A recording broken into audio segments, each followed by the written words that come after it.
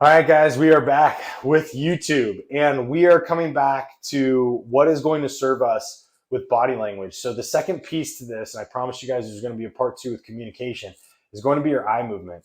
Now, your eye movement is incredibly communicative, and there's a lot that goes to it. Now, if you pay attention to yourself, you're going to know your eye movement. A lot of, I would say women are probably better at this than men, but the eye rolling shit, like my wife's really good at that. I look so dumb when I do it. Like I can't lie when it comes to eye rolling.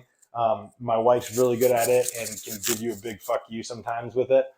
I can't. Mine's more of like this like sarcastic kind of like smile and like, yeah, okay. And eyebrows. Yeah, that's mine. But I digress. What we're going into is going to be eye movement because your eyes, just like your body, operate off your subconscious and will go to certain areas in your brain for information. This has been proven time and time again. You can go and research this data. You can also look up body movements and the cues that they give, right? So really what they're translating to in conversations. Eyes are going to come up with that, and it's going to be very powerful for you to understand this. Now, every conversation, I am somebody who looks directly at people. I look at their face, I look at their eyes, and I know even when this shit makes sense to me, either through what I see in them or what I'm doing with myself. Now, very similar to the body language we talked about last week, you want to actually take the eye movements that I'm going to talk about here in a second. We're going to take those eye movements and utilize them on ourselves first. What is like when we're talking with somebody, notice where your eyes go. And when that happens, what is going on in your mind? Where are you? What is happening? Okay. So the first thing we want to do, and this is something that I pay attention to a lot when I'm talking with people, because as a podcaster, I'm, face to face with a lot of people. It's on Zoom. Eye movement is great because I can't see body language, or a lot of times people are sitting down and there's only certain body language movements that they can do. But I can see eye movements, and eye movements are very telling. And so when someone, we're going to start with up and right. Up and right could mean excessive deception, lying, or they're creating a thought, like creating a one thought out of a lot of different thoughts, right? Or a lot of different experiences. They're getting creative on how to specifically say this into one train of thought. So the up and right can become, and I'm going left because I'm using an experience and logical side of my brain. But we're going to say that up and right is that creativity in the sense of like they're either making up a lie or they're having to compile information. I would categorize those in two things, right? And they're having to compile information and creatively come up with an answer that makes sense based on the experiences they've had and the interactions they've had and the learning or education that they've had. Right? So they're compiling modalities of information, trying to create a single thought, and then from that comes out whatever answer that they're going to give you. Or they're trying to be deceptive and trying to lead you down a certain way they want you to go, or hide something within themselves, whatever it is. Okay, so combination of things. Up and right, it's pretty much what they're doing. Pay attention to it, see how that feels in yourself.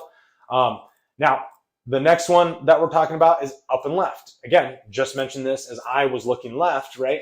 Is that when you're looking to the left, especially up and left, we're accessing that logical side of the brain. And this typically means that we're being truthful because it's coming from actual experience. It's coming from an actual scenario. It's coming from an actual piece of education or reading or something that we've done in our lives that we physically or mentally have been in firsthand part of.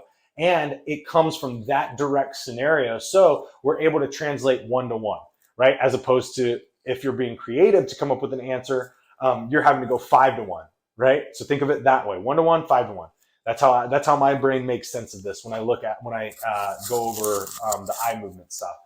Now, this is something that I think is obviously very good for honest people. You're probably going to go up and left a lot more often. I find that when I'm creating answers based off of a lot of things, I always do go up and right, and it's not actually being deceptive. It's actually me just trying to figure out how the fuck to formulate an answer off of multiple pieces of information, because I've never had to configure an answer from that specific question. Now, the people that are very great organically speaking are able to do that because they're not being deceptive. They're actually being genuine, but they're great at sifting through information to compile it into one piece. And they can do it by just riffing. Like they don't have to have it pre-planned, right? This is, recall, that recognition, but we're not into that. We're not into the whole brain stuff right now. We're just into eye movement, what that's triggering. So we're accessing those different parts of the brain, different directions, okay? The other thing is when we start to go direct or down, right? When somebody's looking down, they're going to be pretty much like nervous, submissive, potentially deceptive. Direct means that they're there with you, they're in tune, they're paying attention, they're captivated, and that they're actually just really, involved in that conversation. Looking straight into your eyes, that's where you should be doing it. That's where everybody should be doing it. Again, subconsciously, this is going to betray you because we also have left and right, which is another thing, glancing. But right now, if you're straight on and then you can continue to practice that, think about what you're thinking. Are you thinking about anything else? Or are you just focused on this person, right? So down could be nervousness, could be deception, could be stress, could be submission, all those things. Straight, direct, and connected, okay? Now, we have glancing. Glancing, a lot of you guys have done this. Every single one of you motherfuckers at a bar has done this. Glance over at the girl. Oh, fuck, she see me? She's super hot. Oh, fuck. Yeah, nope, I got her again. Got her again. Can I get her eye? Can I get her attention? Listen, if she's glancing over at you, she probably likes you. End of story. Now, because think about it. If you're glancing over at her, do you not like her? Why would hers be any different? Right? It's very simple math. Like these people that are like dating people, like I'm like, your craft is so fucking simple. And yet other people just don't pay attention to this because they don't evaluate themselves first. All those dating experts did was evaluate their shit first. And then they're like, cool, when I do this, I think this. When I do this, I feel this. Dope. When somebody else does that, probably 90% of the time they're feeling or doing the exact same thing for the reasons I'm doing it. That fucking simple. If you're glancing, it means that you desire that thing. Pretty simple.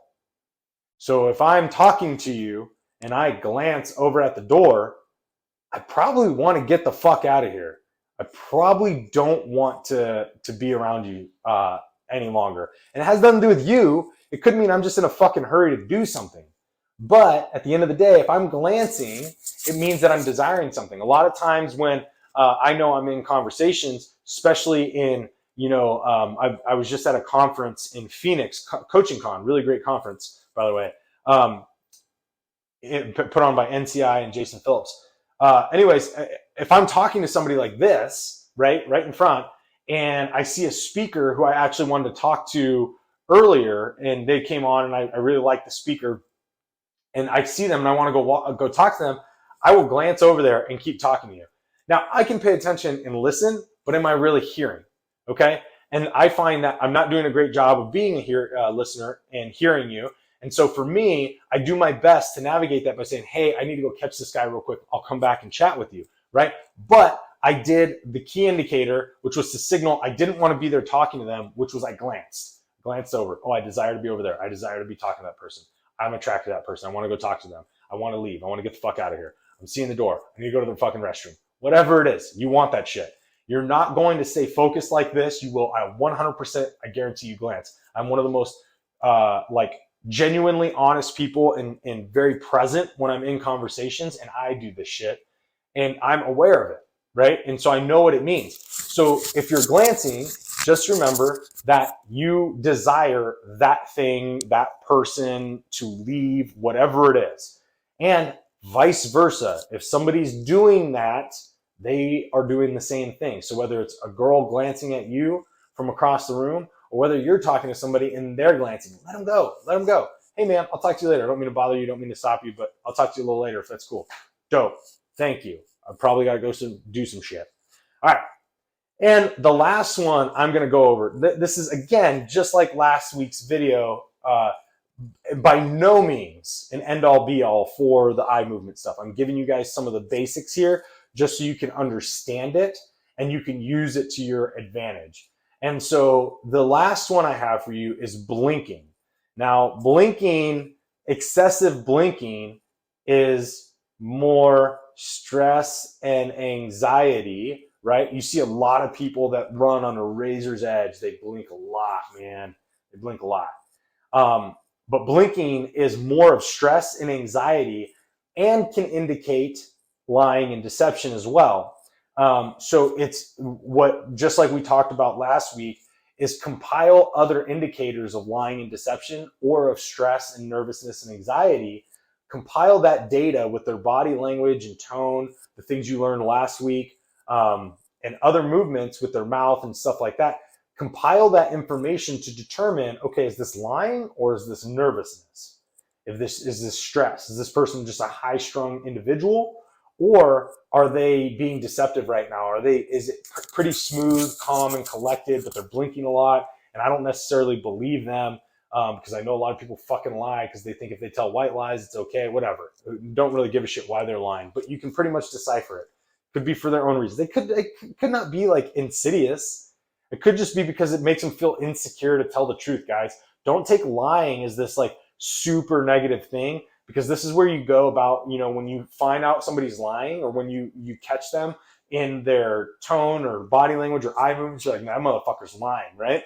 When you do that, it doesn't mean that they're doing it to deceive you guys out of an insidious undertone. It could just be because they feel super uncomfortable about telling the truth, because they feel like they're not going to be looked at favorably, or they're going to feel unworthy, or they'll be judged. So just remember, everybody's got their own shit, right? So like, these tools are great. They're great for dating. They're great for relationships. They're great for communication in social environments. But remember not to make this all about you.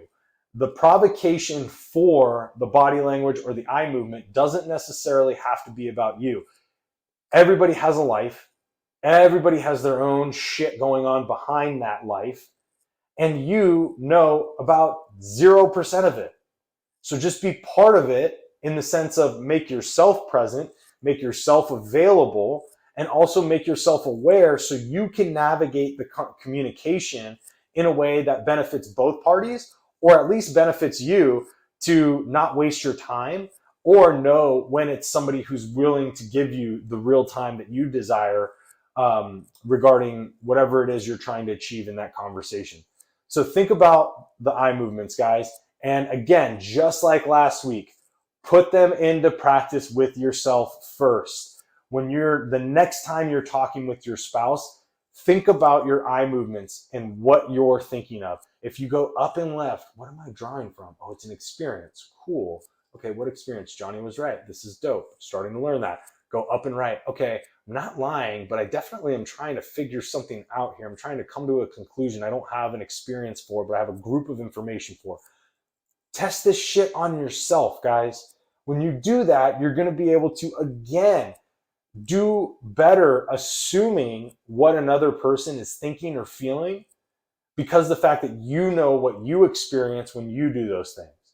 So just think about that, guys. I think it's a great tool. I've used this a lot in my life, both last week's video, body language, and eye movement. I've used these a lot, facial expressions as well, all of this stuff.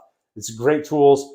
It'll enhance your communication in your relationship. It'll enhance your understanding of yourself, and you will overall have a much, much better and more streamlined life and stop wasting time on dumb shit. All right, guys. I'll see y'all in the next one.